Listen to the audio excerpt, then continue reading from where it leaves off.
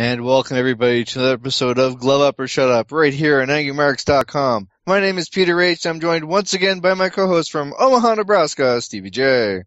That's right, Stevie J here with Peter H. from Ottawa, Ontario, Canada. And we have a special guest joining us on the line already from originally Gering, Nebraska, but now in parts eastern United States. Please welcome Andy Uhrich. What's up, guys? How y'all doing? Stunner's on the line.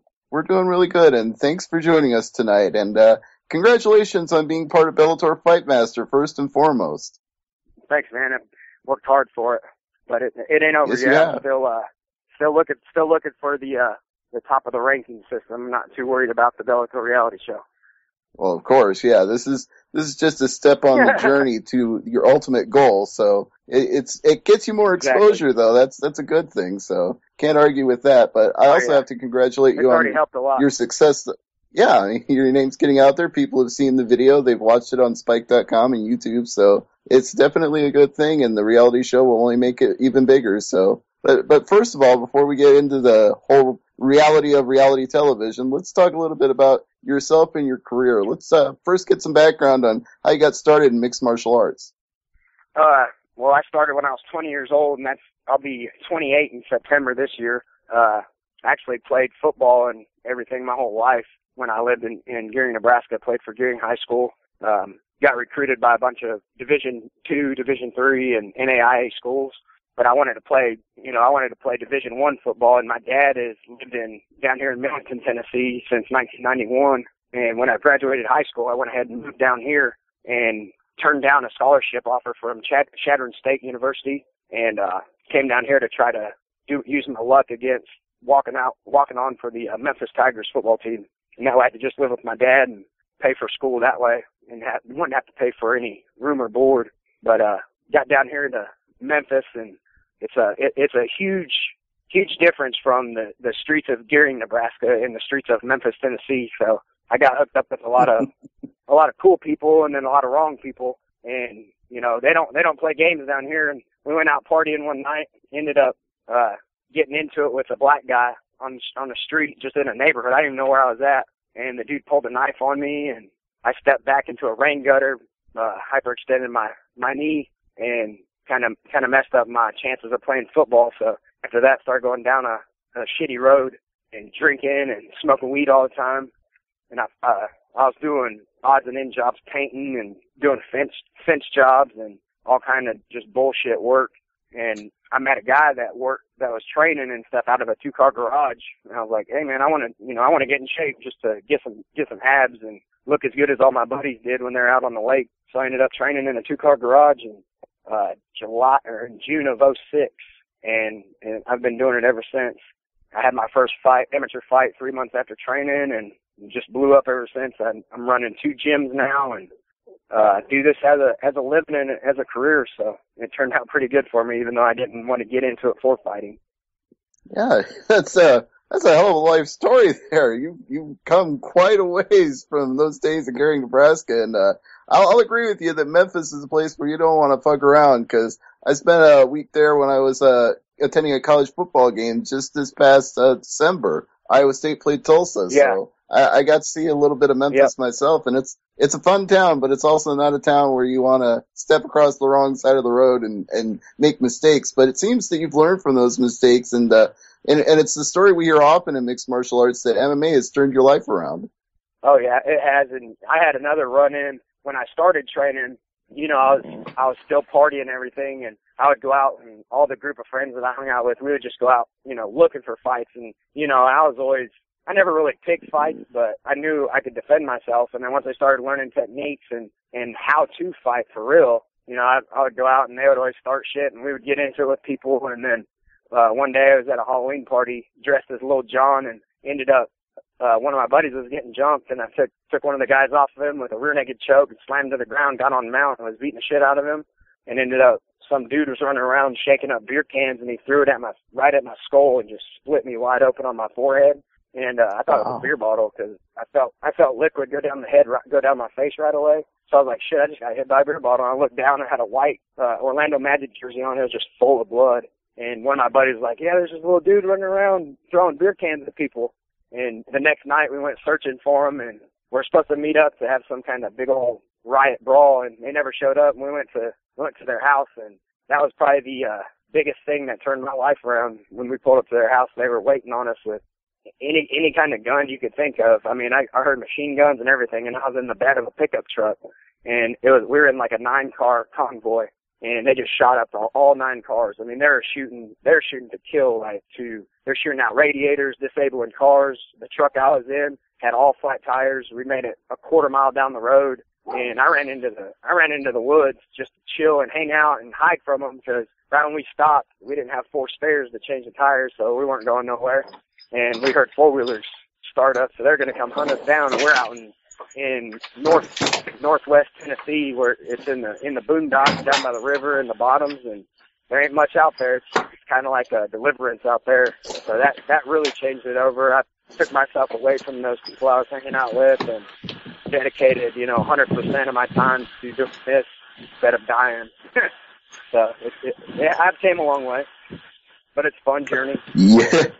Yes, sir, you have. And, before we had you on the air tonight, I was thinking that Rampage Jackson was probably the single mixed martial artist in Memphis who'd been in the most scrapes with the law. But it sounds to me like between getting shot at and getting beer cans thrown at your head and getting in knife fights, I mean, you might give Rampage a run for his money here. Yeah. I don't know, man. Rampage done left Memphis. All he does is rep Memphis, so I don't know.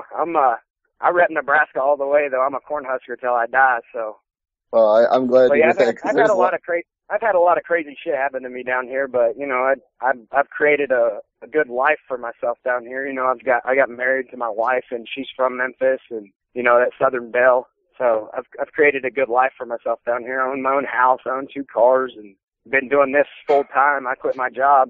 Been doing this full time ever since October of 2007. So I think I'm doing pretty well. I would say so. And, I'm going to say, as somebody that lives here, anybody that has lived here or moved somewhere else is always going to be a Cornhusker, because even when, you see Houston Alexander on Access TV or a UFC fight somewhere, he always says, Nebraska's in the building. And he's always got on that red end. So, that it's, when you're here, you're always. So, with that said, let's get into your career a little bit and talk about where it's gone since those wild days, because even though you lost your first fight, you've gone 9-2 since then. So obviously you were getting attention. You got Strikeforce's attention. You got Bellator's attention, and you're going to be on this reality show. So, what would you say has been your biggest fight so far up to this point? I think my biggest fight was my first fight in Bellator. It was against Joe Williams, and he was a collegiate wrestler at the University of Michigan State. And, he had a lot of hype behind him. He had a 6-fight contract with Bellator coming in, and, I'm pretty sure they were bringing him in because they had him on the developmental stage of his contract, because they're trying to develop into a star. And, I shut him down with, counter wrestling and stuff like that, and won a unanimous decision. And that was where they told me before the fight, if I win this fight, they're going to have to keep me around and keep me in the mix of things, because they're trying to build him up, and he fought 2 more times after I did before I got my fight onto the Bellator Fight Master. And then he was on the show also, so.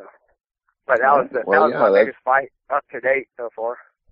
Yeah, it might be the one that got seen by the most people too, since it was broadcast on Spike.com, and I think it replayed on Spike TV as well, though I can't remember for sure, but it was Bellator 73, so I'll have to go back and double check that. But before I ask another question, I want to give my co-host Peter a chance to jump in here. So Peter, go ahead with a couple of questions, and I'll jump back in after you. Now, me and Steve, we were both big avid hockey fans. I'm a fan of Toronto Maple Leafs, and Stevie's a fan of Detroit. I'm wondering, Andy, are you a big fan of hockey? I'm a huge fan of hockey. Colorado Avalanche all the way, even though they suck this year. But hey, I'm always going to be an Avalanche, Broncos, and Nebraska fan, and Nuggets. But yes, I'm a huge sports fan. I watch the NBA. Huge hockey fan. I wasn't really into hockey too much until I learned, what was going on and all the rules and everything. And, hockey players, if any professional athlete could transition over to MMA, hockey players would be the best ones, because they play so hard and they're athletic. And yeah, I'm a huge hockey fan.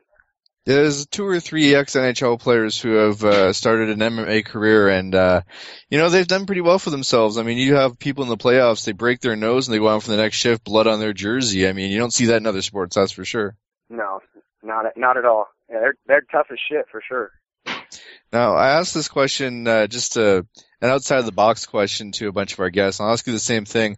If I was to take your MP3 player right now, what would we hear? My MP3 player? I don't have one. I listen to Pandora. I'm too lazy to go search for songs. I'll either just YouTube it and listen to it, or I'll just listen to Pandora. One thing that broke me of my iPod was the Bellator Fightmaster show. We couldn't take anything there. We couldn't have music or nothing. So I had to train myself to train without music for the stay I would have at Bellator. They wouldn't let you take MP3 players or anything. But I like all kind of music, mostly heavy metal, old school rock, old school metal, some rap, but I don't like all the new rap shit where they just rap about how their life is, they think it is, but it's really not. So fake rap I don't listen to. I listen to some country, but mostly stuff to get me pumped up. Now, what do you use for entrance music? Saliva, Superstar by Saliva is one of my favorite songs to walk out to, and that's most of the time that I listen to is that. Everybody always wants to ask me, what song you walk out to and everything, and I really don't pay attention to it. I got one thing on my mind, and that's when you get in the cage, it's time to fight. The first fight I had with Bellator, I didn't have walkout music.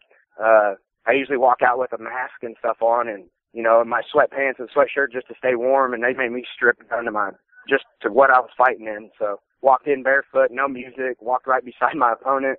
So they start the TV when it's not live. They don't show the walkouts. They just put you in the cage and it's time to fight. So a lot of people want to do all this I don't know. I'm all in it for the fights. I like to compete and I like to hurt people in the cage. Now, are you fighting now in your natural weight class, or are you having to cut significant amounts of weight to make this weight cut? At 170, when I walk around, if I'm out of shape and fat, I won't get above 205 pounds, but in shape, walking around at 190, 195, so it's not a bad cut at all. I do the Epsom salt baths and stuff like that. I try to stay away from the saunas and just diet. I diet real strict for about 5 weeks, and that's my regimen, hard training. So, but the cut's pretty easy. I've got it down to a science. What's your opinion of fighters who just can't? They sign up for a fight at 170 and they show up at the weigh-ins at like 175 and they can't cut the weight. I mean, you got some guys that have made it before and, I don't know, they might bulk up during training and stuff and have problems, but like my first cut to 170, I dried out at 174, but I did a trial cut, so I didn't have to worry about it, and I got it figured out, and so when the fight come up, I'm prepared and ready to go. Now, if you're a half a pound heavy or something, or a pound heavy, you got an hour or 2 hours to cut it.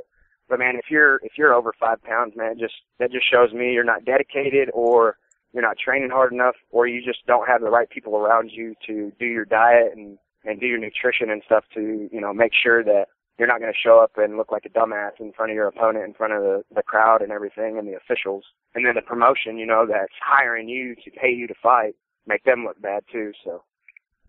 Absolutely. Hey, Andy, I want to ask you a question about a fight from earlier in your career. You fought Charlie Rader at Empire FC, Night of Reckoning 4, and he went on to be on the Ultimate Fighter Season 13 with Lesnar and Dos Santos, and I wonder if things had gone the other way for that fight, do you think you would have been on Ultimate Fighter instead of Bellator Fightmaster? You can look back and say, yeah, if it would have went the other way, but I know what I did to Charlie Rader. Charlie Rader knows what I did to him. He caught me. And, and he finished me when he caught me, it was off of a slip. I've talked to him about it, but he jumped on it. He pounced on it like the fighter he is. But, I don't look back in the past. I lost my very first fight to a guy that's been, fighting professionally for 14 years. And his name's Chris Gates. And he was 8-3 when I had my debut. And I fought him at 185 for the Art of War. And he was 6'6", and he beat me by triangle, but I mean, I was dominating the fight, and up to that point, I was listening to my corner. They said stay in his guard and just beat him up till the round ends. Keep beating his legs up, that's what I did. And he was real tall, so he just got me with the blood choke, and I just went to sleep. Because I didn't even, I was elbowing his body, didn't even feel like I was out of breath. And next thing I knew, I was waking up to people asking me where I was at. And I looked at the side of the cage panel, and it said artofwar.com. When they asked me, where you at? You know where you're at? And I looked and read it. I said, I'm at the artofwar.com. And they're like, all right, well, good to go. But, yeah, the Charlie Rader thing, it's in the past, I don't even really look for rematches too much. But, Charlie did his thing and went on the show. And by the looks of it, Ramsey Ninjum, whatever, the guy that he lost to, took some notes of my fight, kind of beat him the same way. Yeah, it kind of seems like it. It's just ironic that it worked out like that. But as a guy that doesn't look back too much and isn't looking for rematches, I have to say it's exciting to see what you're going to do in the future on Bellator Fight Master. And I want to know, what kind of non-disclosure do they have you under with that? How much can you talk about the show? I can't give up any information about the show. All I can do is help promote it. And just all I can give out is everything that they've already given out. Who's on the show and how it kind of went down, but I can't give out any information on who won their fights, who stayed, who went home, all that. Oh, you of just course. have to find out. Yeah. Yeah, well, I wouldn't ask you for the wins and losses, but in a broad basis, I want to know how many weeks it took to film. I don't think that would reveal anything confidential. Yeah, it took 6 weeks. Right at 6 weeks, they flew me out February 5th, and I fought February 9th, and they filmed it all the way till March 22nd. Okay, so is it a situation where you're staying on site for the whole time then, or were you allowed to leave, or is it like Ultimate Fighter where everybody's just locked down for the entire filming? Everybody stayed. Everybody got. It was in a warehouse complex. It wasn't even in a house. And oh wow. They had a huge warehouse, and they had it all built out real badass. They had they had 4 different training rooms, because they had 4 separate teams. They had a nice indoor sauna, hot tub. Then they had their cage set up over in the arena area with the lights and all the production lights and everything. And then upstairs where they had the fighters stay at, it was all like a bunk area. So it wasn't no big mansion. It was definitely for a fighter and only for a fighter to do it, because it was hard as hell. That was going to be my next question, actually, was how hard you rated the experience as a whole, and how much you got out of working with the other fighters and the coaches on the show. Well, I wish I could tell you that, but I can't tell you that. You'll just have to find out what happened to me at the beginning. Right, but I didn't mean necessarily that you would reveal like who your coach was or how the coach picks was, because I know that's what we'll be watching the show for. It's just more like what it was like to meet the guys. Like, you're meeting some of these other fighters, some of whom have been around for a long time, like Joe Diesel Riggs, and you're meeting the coaches like Randy Couture, and I'm sure that had to be a great experience getting to know all those guys. Yeah, well, like I said, there's a little thing that happened in my fight that you'll have to wait and see. So. I talked to Joe Riggs. He was cool as shit. I'd love to get out to Arizona and train with him. And he was really, really humble and had tons of great stories, man. That guy's got a lot of stories to tell. We ride around in the van and he'd just tell stories the whole time. But the coaches, the coaches were real cool and they're real helpful. But there's a little niche in my story to where I can't tell you too much about the coaches, because it's something that I don't really know about.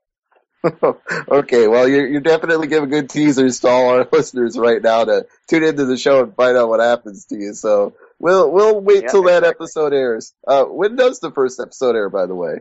The first episode airs. It's premiering June 19th at 9 Central on Spike TV and only on Spike TV. All right. Well, everybody will be tuned in for that. But Peter had a suggestion in our chat, and he wanted me to ask you about fighting at the Strikeforce show in Nashville. So what can you tell us about your fight with Dustin West? Oh, man, that actually was a badass fight. I mean, I was set to fight on the undercard, which I still did, but the time constraints kind of messed it up. So they had Jason Miller come out and fight Tim Stout before I fought, and they videoed his fight. And then by the time my fight came out right after, I mean, there was 8,800 people there, and that was probably the most people I fought in front of. I mean, it was loud. I couldn't hear my corners. I couldn't hear anything. And I knew how tough Dustin West was. He's knocking people out, and came out, met him in the middle, he hit me with a right overhand, just rocked me. I went half black for a second, and all I did was react through a 1-2 and dropped him, and he came back up, got him in the clinch, got him on the cage, beat him up a little bit, took him down and choked him out, minute 36, and I didn't hear anything. It was super loud, and the only thing I hate about that show is it had 3 title fights that went 5 rounds, so my fight didn't get any airtime. And then I didn't get any recognition over it, I guess, and they brought Dustin West back, and he knocked a guy out at 185 in 8 seconds. And then his next fight, he fought Jonathan Ivey, which is he's a pretty well-known heavyweight. He fought a heavyweight, knocked him out in 6 seconds, so I felt pretty good about taking his right hand. Yeah, if you could take it and then come back to finish him with a rear naked choke, that says a lot about your staying power in a fight. So kudos to you on getting that win. And it like you said, it's a shame that Strikeforce didn't make more of it when you got that win, but it is what it is because you're with Bellator now. So, things turned out probably the way they were supposed to. Yep, everything happens for a reason, the way I look at it. And, Bellator, so far, the 2 fights I've had, that they've taken care of me real well. And, I got a good managing team, so I'll just keep moving up the Bellator ranks. Right now, they keep doing what they're doing with Spike and keep taking care of the fighters, and I'm all for the promotion and to take care of the fighters. All right, well, let's hear a little bit about your fighting camp before we let you go tonight. Tell us who on your fighting camp that you train with is somebody that we don't know that we should be looking for and somebody we do know that is pretty awesome. I don't train out of a big camp. Like I said, I run 2 gyms down here, one in Bartlett, Tennessee, and the other one down in Horn Lake, Mississippi. The gyms are Pincer Athletics, and my professional teams, the guys that are professional out of here that train out of here, train and fight under Team Pincer. I got about 10 pros. One guy to be on the lookout for that nobody really knows about. People know him down here. He's pretty popular, but his name's Teddy Holder. He is 6-1 as a professional. He's a 205-pounder. He's fought in XFC. He just fought in a 8-man, $10,000 tournament, and he fought Sean Salmon in the first round and knocked him out in the first round. Nice. I almost had him a fight with Brian Rogers in Ohio, but Bellator wouldn't accept the fight because it's a dangerous fight for Brian Rogers, still under contract with Bellator, and then fighting out of Bellator's promotion just to build his record back up. So they didn't agree to that fight. But he's a big guy to be looking out for. He's a freaking monster, man. I hate sparring with him. He goes light on me, and it still fucking hurts me. So all I do is try to get him in the clinch and take him down to the ground. But he's got a big main event fight coming up. We're throwing a show at the Isle of Capri in Mississippi. He's fighting Josh Foster from Texas. Josh Foster's fought on Legacy and stuff like that. I think he's 7-3.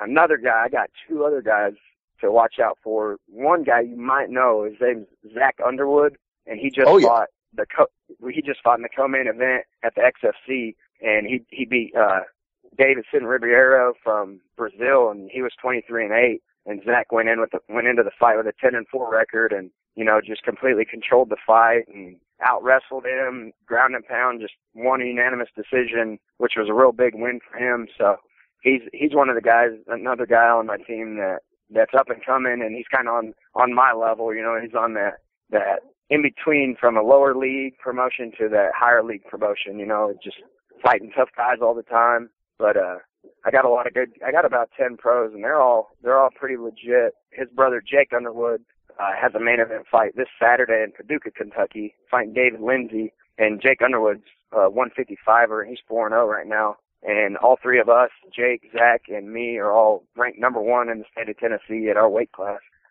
from AroundTheOctagon.com. So those are awesome. Those are 3 guys to watch out for in the future. They'll be getting on the big promotions here soon. Hopefully I can get Teddy in the Bellator pretty quick. I mean, like I said, he's the most known unknown for sure. He's a beast. Absolutely. Hey, and big shout out to Alan Searcy from AroundTheOctagon.com too. I met him and Jeremiah Riggs at a Strikeforce show in St. Louis, and really nice guys. I had pleasure talking to him, and later we ended up getting to talk to Jeremiah Riggs on this show. So big shout out to Around the Octagon. But Peter, before we wrap it up, any other questions you want to get in for Andy Uhrich tonight? Just probably a question gets asked a lot, and that is, how'd you get the Stunner nickname? Actually, it's from my older brother, TJ. We were at a fight show, and it was an amateur fight. And my amateur career, I went 6-0, and my first fight, he started calling me the Sandman. I have no idea why, because I don't know, I didn't really knock people out, but after my amateur careers, when I think it was after my third or fourth fight, I fought a guy named Lance Greer in Jonesboro, Arkansas, and he was a black belt under Max Bishop and Gene LaBelle, and I just completely mopped the floor with him. And he was 10-0. He's been training for 10 years and this and that. Nobody would fight him. And it was I think that was my fourth amateur fight or fifth amateur fight. And I just, everybody was saying, man, I can't believe you're fighting him. He's been doing it this long. He's a this, he's a that. He's got this belt. He's 10-0. I said, well, fuck, if he's been doing it that long and he's been, he's a black belt and he's 10-0, why the fuck isn't he not pro, So I took the fight in his hometown and beat the shit out of him. So that was when, people started looking at me like, man, you keep stunning everybody when you fight. You're fighting all these top guys from around these top gyms in the area and beating their ass, and that's when my brother was like, we're going to call you the stunner. You're stunning everybody. I wasn't supposed to win that fight, and I actually had a referee in there that I came out and I hit him with 2 straight rights and just knocked him down, and the ref stepped in between before I could pounce on him. So I was cheering like a motherfucker, like, hell yeah, I just won my first amateur fight. This is freaking awesome. I'm jumping on the ropes, and we're in a shitty-ass boxing ring, which Channel 5 Wrestling down here in Memphis, Tennessee used to use it for Channel 5 Wrestling every Saturday morning, and it was like jumping on a trampoline. But I'm cheering, jumping up. I have like 60 fans there, all my buddies, and the referee gives the guy on the video camera, you can see he gives him like 20 seconds to recover, and then he restarts the fight. And I end up trying to clinch with him because I'm tired, and he just tagging me with 1-2s, just straight punches. I'm just getting jacked. My jaw's hurting. I finally get him to the ground and armbarred him, so that's something kind of cool to say. I knocked the guy out and armbarred a guy in the same fight. Yeah, that's pretty incredible. Yeah. So that's how I got it. In my amateur career, I went 6-0 and had to turn pro because I couldn't find a fight in the tri-state area down here, and ended up turning pro, sooner than I needed to, and then fought Chris Gates and had my first loss ever as my first pro fight. And then after that, just went on a tear. Yeah, you've been on a tear, and I think you're going to continue to be on a tear, but we'll have to wait and see what happens on Bellator Fight Master. But after that, I'm sure you're going to have a bunch of fights coming up in that promotion and big things coming forward after that. So continued success and keep on stunning people, because that's what you've been doing so far. Hell yeah, guys. I appreciate you guys having me online and let me promote the show.